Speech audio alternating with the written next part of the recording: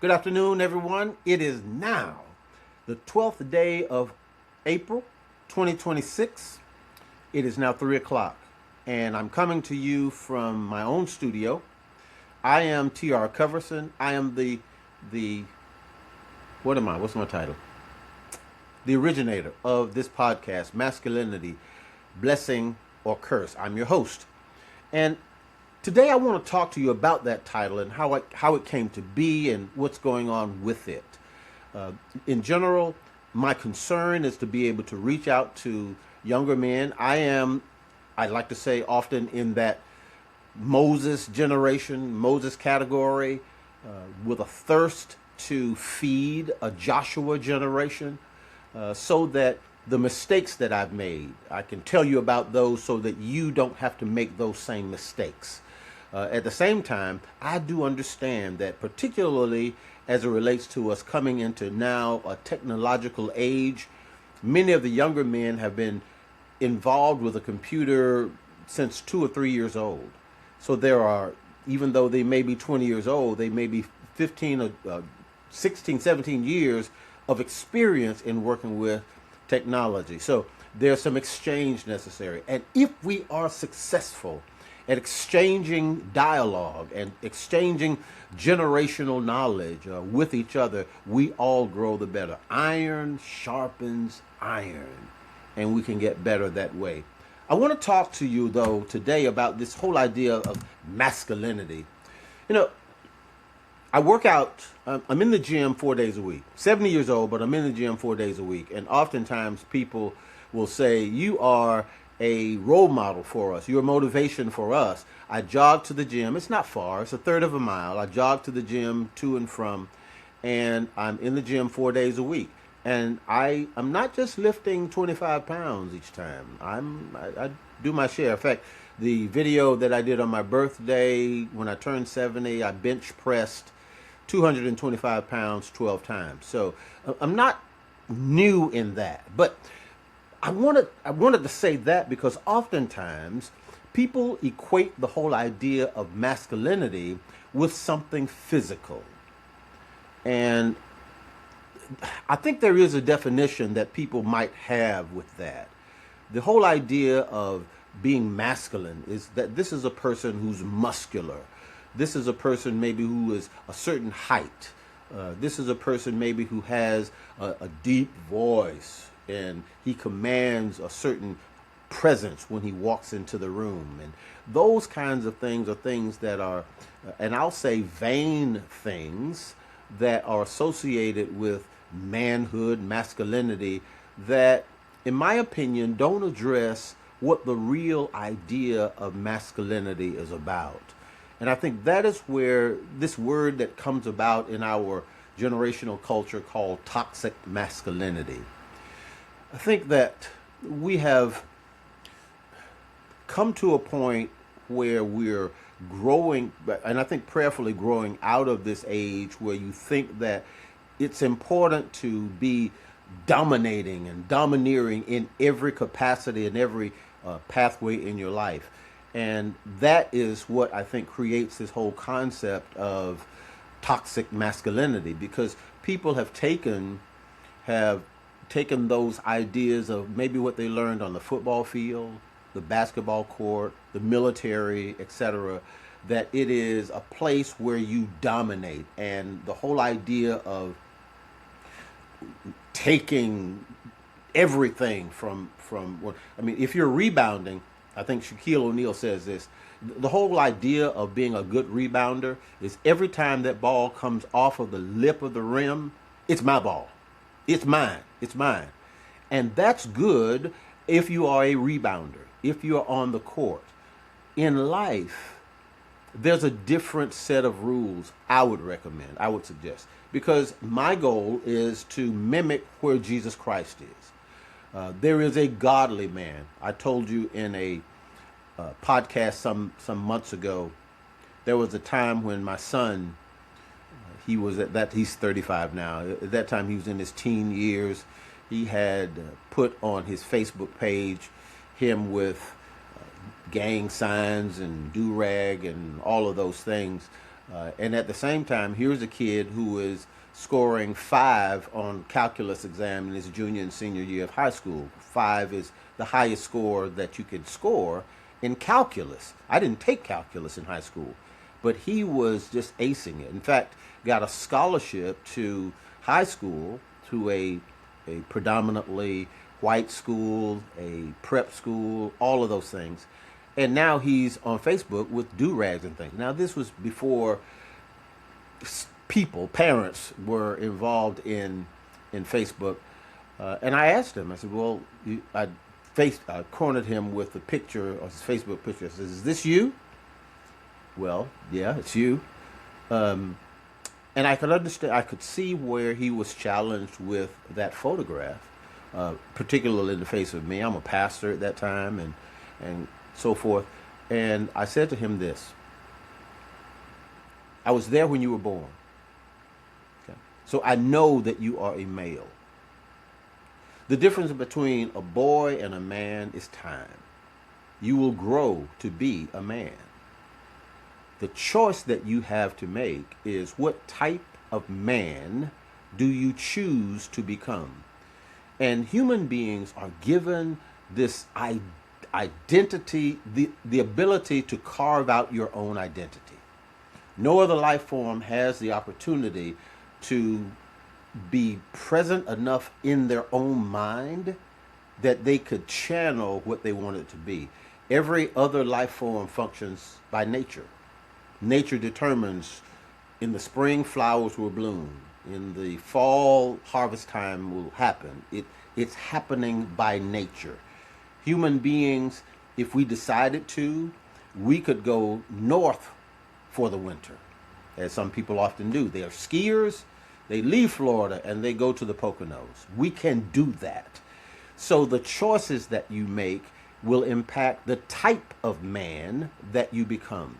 My choice is to be a Christian man.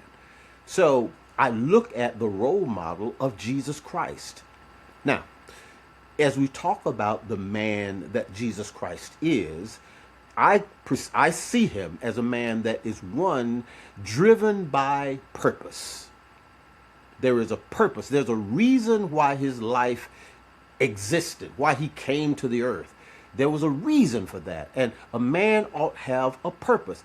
Search into yourself to know what your gift is that you're passionate about, and be about it. Jesus was also very focused. There were times when he said to a good friend, Peter, "Get thee behind me, Satan." And he called him Satan because Peter was at that time going against something that would channel him into his purpose. And if we are ignorant, or if we are dilly-dallying, if we are swayed in a direction different from our purpose, then we're not serving our manhood, our masculinity properly. Jesus was willing to suffer. And gosh, the cross is the greatest demonstration of that. Men will suffer. Suffering is a part of this journey. And with that, the idea of being able to receive and accept rejection. You won't win every time, men. It won't happen. So this idea of you're being perfect, many times we won't try something that God has laid upon our hearts because we're afraid that we won't make it, or we tried it once and it didn't work. Well, if you're in the playpen of life, looking out at those kids in the nursery walking around, you have to come out of that playpen. Because there's a gift inside of every child, every normal child, called walking. Now, the child may not know that they have that gift, so they're content in the playpen.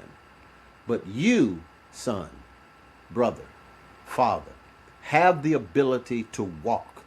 Now, you will come out of the playpen and you will fall a lot. But that is a part of it for us. Ultimately, we have to keep trying. Accept the no's. Even if you're dating, young men, if you're dating, a lot of those girls are going to tell you no. You may not get the prom queen just because you asked her.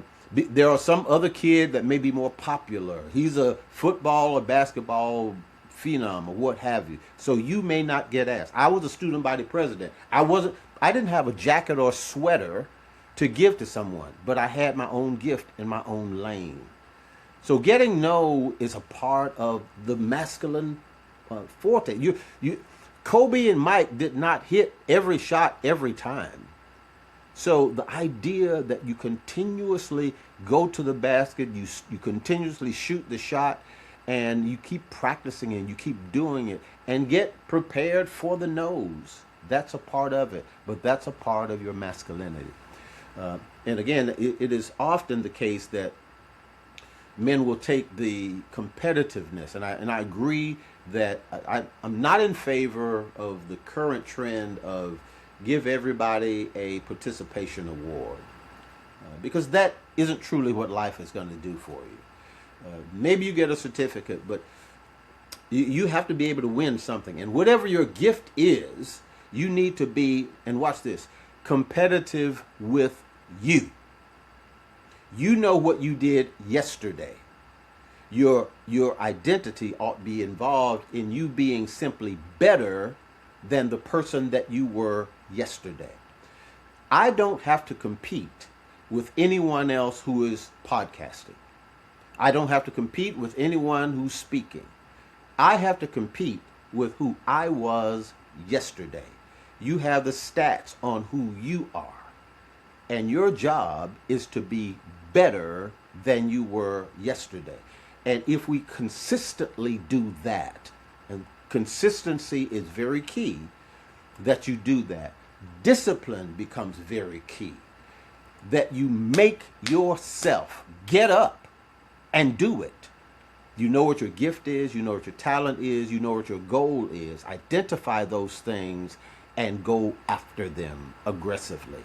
But again, the person that you're competing against, well, two things: yourself and time.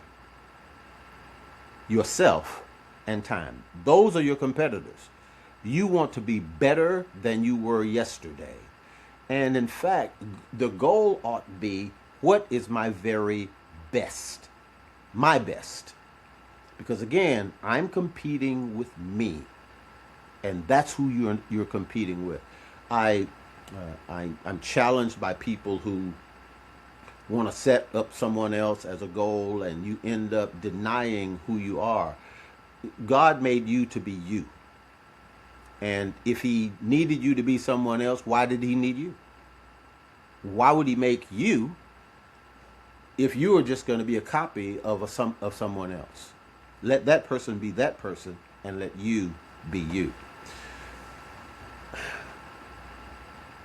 It's challenging because as we address this issue of masculinity, and I want to go into this area before we sign off today, the idea of mental health.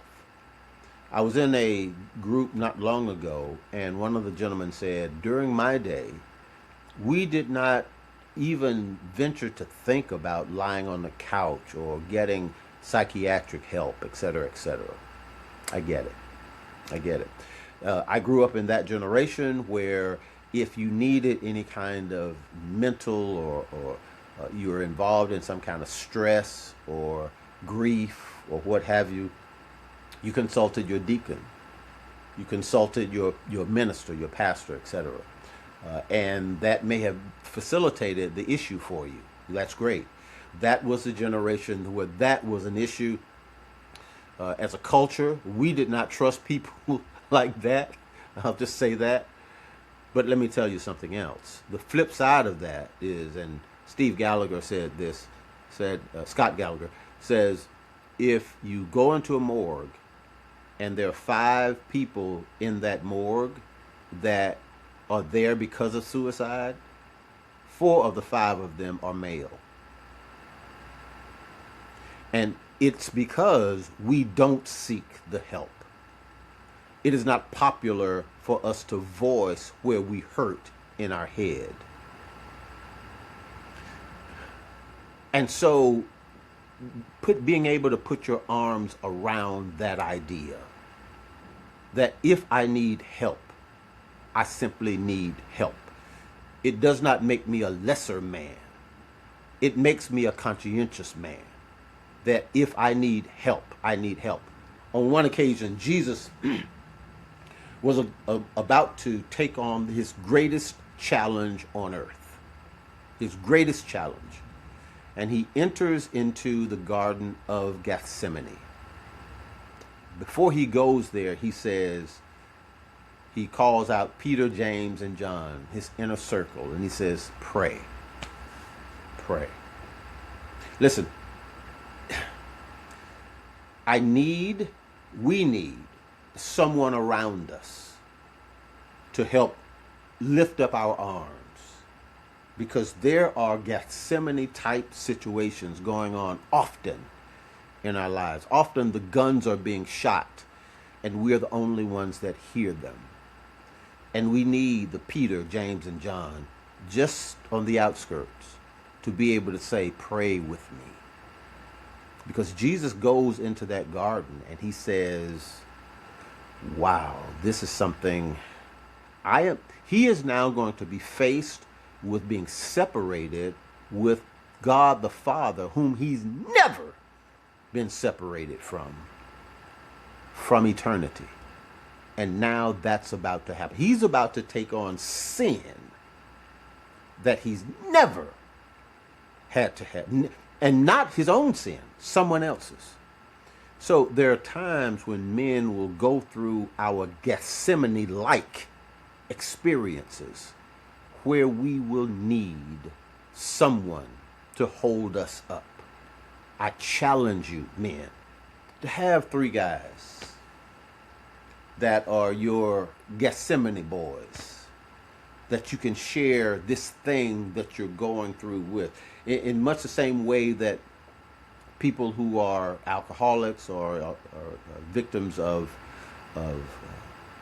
narcotics, you go into AA or NA and you go in confessing, I'm an alcoholic, I'm a drug addict. You go in saying, I'm quote, quote, weak, and oftentimes before a person gets to the point of they're making that confession, they've already denied it a whole lot. They've already said, I can quit whenever I want. I don't have to have it. But often something happens where you lose everything.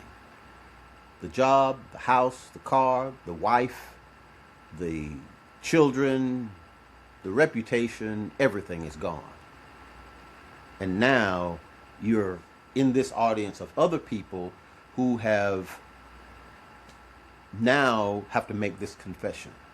I am an alcoholic. I am a drug addict. But you know what they do when you get there? There's these steps that you have to go through, certainly, but they assign a sponsor. This is someone who will hold you accountable for the type of man you need to be. Because there's some junk inside your head, some things that you have been thinking that have taken you to the bottom of what you could be in your life. And it needs to be ridded. You need to rid yourself of it. Do those things, the 12 steps. Do those things. Come out of those things. Be prayed up. You need Jesus. You need to be able to see the things he's given us. As a man, I'll say this and I'll stop. In the Garden of Eden, when God created Adam, there are things that he assigned to him. Adam was a provider. And as a man, as masculine, you are a provider. Right? Adam had a job to tend the garden. Even before Eve was created, tend the garden. He's a protector. The physical structure of a male is often, and I know women train too, but his bone structure is larger. So if there's a fight to be had, he ought to be the one going to the door in the middle of the night if someone is trying to jimmy the lock. He's a provider. He's a protector. He's a procreator. All right? A man, be fruitful, multiply. Your sexual prowessness is not an embarrassment or to be taken in shame. God said, be fruitful and multiply. Now, it needs to be disciplined, because we see in the press every day that someone has lost track of their discipline, and now they are paying for it in other types of losses that they will incur. A man is also the priest. And I say that because God gave Adam the law, but when Satan approached Eve, she had some knowledge of it. So that meant that Adam had to teach her. We are the ones that are held ultimately responsible for that law, the spirit man. And that is a key part. We are physical, but we are spirit. God breathed into us the breath of life, and we became a living soul. We are spiritual creatures. And that is the man that we need to feed. I'll close with this. Ultimately, we are held responsible. If it goes bad, we're held responsible. God said, what have you done? Adam said, well, that woman that you gave me? Said, no. Now, and of course the woman says it was the serpent. Well, put a curse on the serpent. Women now bear children in pain. Ultimately, Adam, you are to blame. Because Paul says it this way. If sin came into the world by one man, so by one man, sin is erased. Adam brought it in. We are ultimately responsible then if it doesn't work, when it falls apart. Ultimately, we need to get it back together. Ultimately, it falls on us. God bless you. God keep you. Thanks so much for sharing with us. Happy Sunday. Hope you have an awesome week this week. God bless you. God keep you. And if you would, just subscribe and get notifications so that we can talk again later. Please feel free to leave any kind of comments or thoughts that you have with us, and we'll be careful to make note of those. God bless you and God keep you.